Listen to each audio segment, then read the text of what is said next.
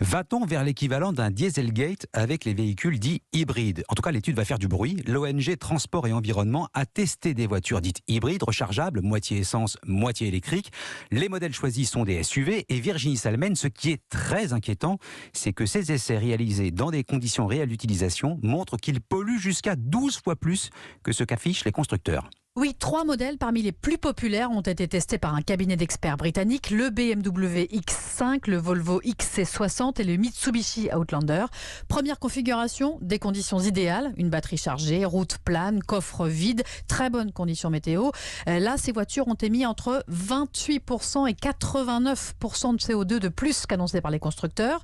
Deuxième configuration, plus réaliste, avec un coffre chargé, des accélérations, des côtes, une batterie électrique vide. Là, ça monte jusqu'à 8 fois plus d'émissions que sur le papier. Et le record, c'est 12 fois plus quand le moteur thermique se met à recharger la batterie électrique en route. On est presque au niveau d'émissions de CO2 d'un Porsche Cayenne. Conclusion, l'hybride rechargeable est une bombe climatique pour Diane Strauss, directrice France de l'ONG Transport et Environnement, qui révèle ces tests. C'est une chimère, c'est un véhicule qui est à la fois composé d'un véhicule électrique et d'un véhicule thermique, qui essaye de remplir tous les usages, mais qui en réalité n'en remplit aucun, puisque la batterie est si faible que ce n'est pas vraiment un véhicule électrique, c'est un faux véhicule électrique, et le véhicule est tellement lourd que ce n'est même plus un véhicule thermique performant. C'est le moins bon des deux mondes. Cette ONG de référence en Europe appelle l'État français à arrêter de subventionner l'hybride rechargeable à hauteur de 40 millions d'euros par an et à se concentrer sur les véhicules électriques. Ouais, voilà, peut-être qu'un jour on dira l'hybride,